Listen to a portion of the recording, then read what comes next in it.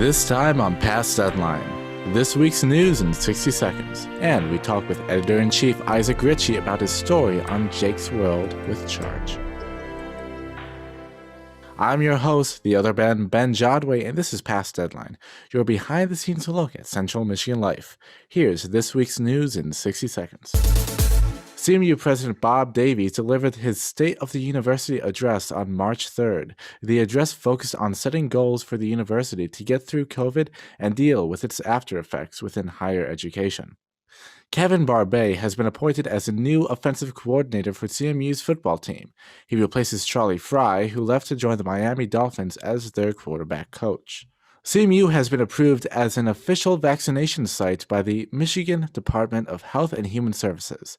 This comes after a 3-day clinic at Finch Fieldhouse where CMU administered vaccines previously. CMU is not receiving vaccines yet due to limited supply, said Dr. George Cacano, Vice President of Health Affairs. Read all these stories and more at cm-life.com.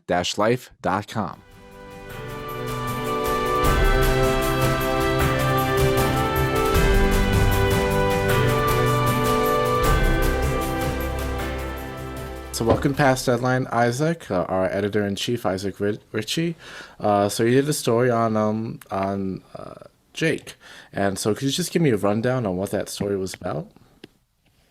Yeah, so it's really interesting. I was kind of last semester, or in the spring semester, I was looking for a project to do the whole year of 2020. And I was sitting in class. I was taking a class on communication disorders. And a girl, her name was Alyssa Bright. She went up in front of the class and was like, hey, I'm a lead caregiver for this guy, 31-year-old man named Jacob Hartshorne. And he has Charge syndrome. I'm sure we'll get into that later.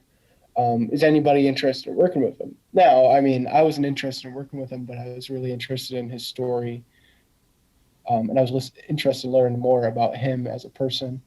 So after class, we met up, and I'm like, hey, I would love to do a photo project on Jake and kind of tell his story throughout the year.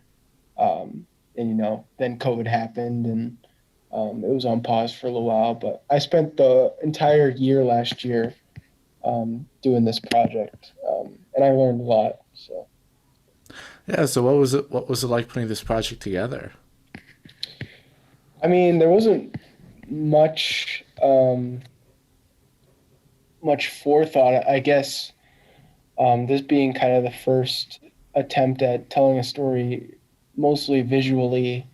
It was just a lot of trial and error, at least at first. Alyssa was nice enough her and I would text back and forth. She'd let me know when she was at the house.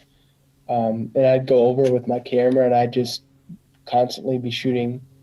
And during the semester, I think I started it around the third week of February, I think. So I'd go over there until COVID happened and everything shut down, and Jake is immunocompromised. So there was a lot of worry there for a little while. But until that happened, I was going over there maybe twice a week and then once on the weekend, just kind of learning his routines, learning his kind of schedule. And that was the biggest part of it, kind of picking my spots and what I needed to show people in order to tell his story to the best of my ability.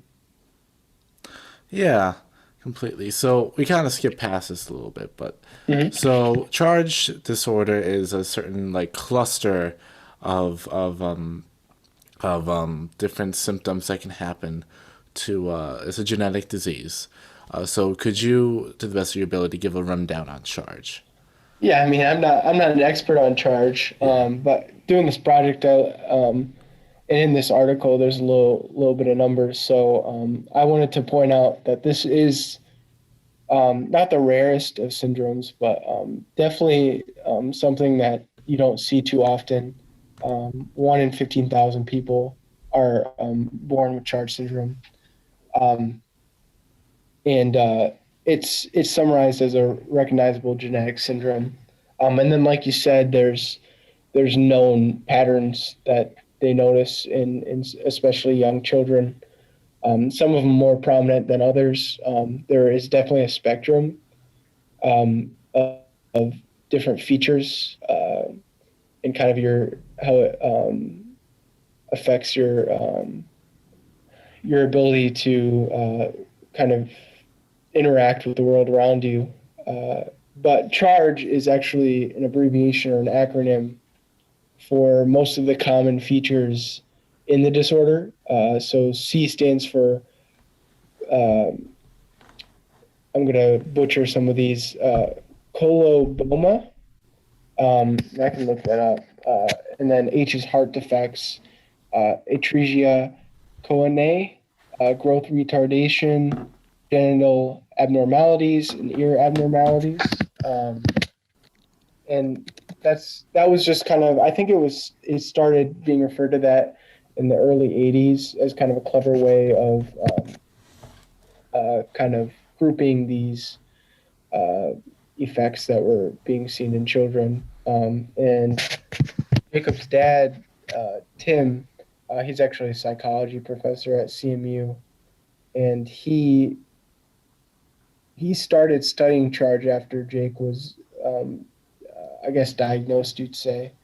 And he's since become an expert on CHARGE, and he does a lot of his research, does a lot of speaking on CHARGE syndrome. So he's very knowledgeable.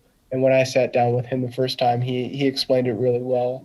Kind of gave me a rundown of some things that Jake deals with on a daily basis.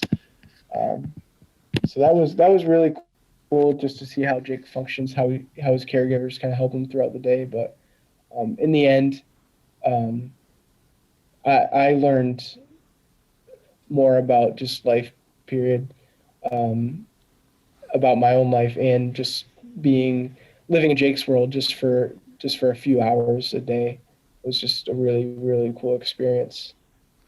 Yeah, so you call it a look into Jake's world. What is Jake's world? I mean, that's what I wanted to show. That's what I wanted my series of photos. Wanted somebody to get a sense of Jake's world. Uh, I mean, from the two times a day he stretches, to helping him with food. His food needs to be not too thin, not too thick. He likes to go on bike rides. He likes sitting in his window seat when it's warm, when the sun peeks through the window. He likes, retreating to his bedroom and just laying in his bed. And he loves his gloves. He loves feeling them. He loves putting them on and taking them off. He loves his hot tub. He'll spend hours in there if the caretakers let him. I mean, he'd probably spend, especially in the winter, he'd probably spend all day in there. So just kind of learning those little intricacies of his life and of his world. He's got jobs just like everybody else. He takes cans back to the grocery store. He makes dog biscuits for the pharmacies in town. He's got a life just like everybody else's, and that was kind of what his mom and dad wanted for him, and they definitely succeeded. And it's really cool, just the love and care that his friends and his family and the people that are fortunate to take care of him, that they give him, is just really, really cool to see. Yeah, so you talked about this a little bit, but a lot of the story talks about how people changed because of him. So how do you think Jake changed you? Yeah, that's a great question. I think I'm still in the story. I think I quoted Alyssa saying, like, I'm always thinking about Jake. Like, I'm always sun coming through there. It's great. I'm always thinking about Jake. He's definitely something that I think back to as well, that I'll always think back to, just because I want to have a career in journalism. And that being kind of the first story I told visually, not only did he teach me about life, but about my hopeful profession as well. So I'm gonna be taking photos, in the future, and be like, wow, I learned a lot about this type of. I remember one of the first photos I took actually comes at the end of the photo series, of Jake kind of laying in his bed, and just a light coming through the window. I remember noticing that, for the first time, just how that light came through and it hit Jake in a particular way. So I think I'll always, just like everybody else, I'll always come back to that experience that year with Jake.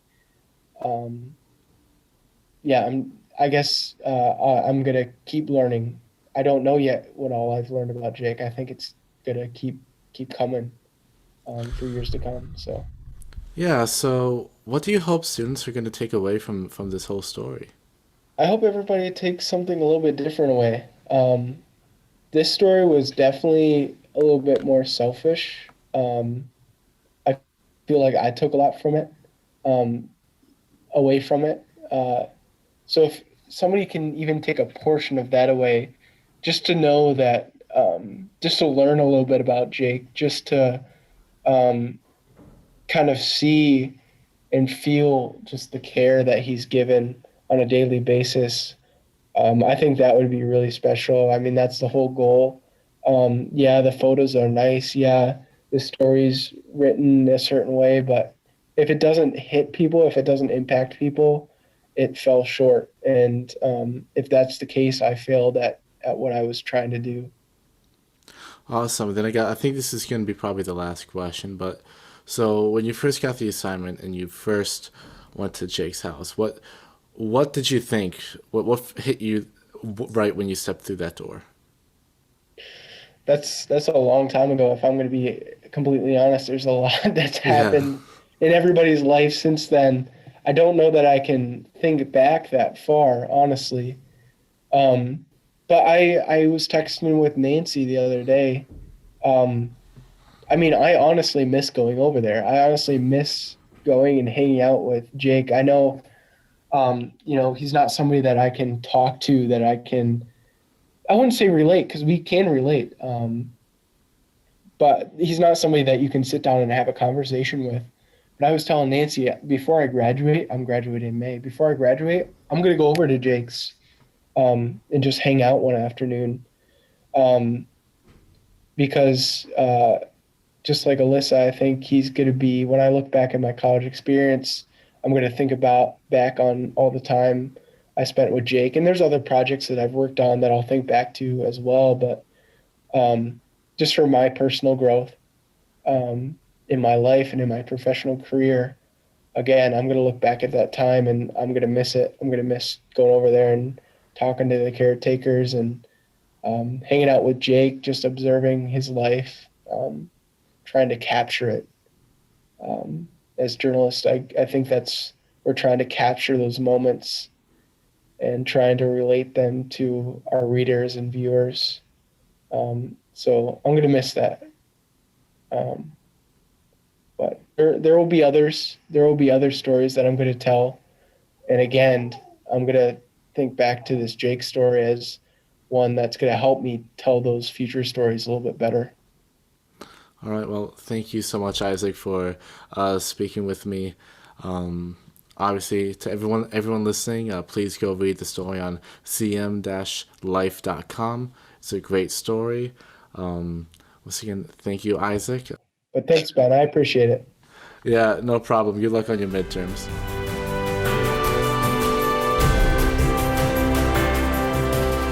You've been listening to Past Deadline, a production of the CM Life Podcast Division. Every story referenced in this episode can be found at our website, cm-life.com. To keep up with us, follow us on social media at Central Michigan Life on Instagram, at CM Life on Twitter, or like and follow Central Michigan Life Facebook page. I've been your host, the other Ben Jodway, and this has been Past Deadline. Until next week, so long and stay informed.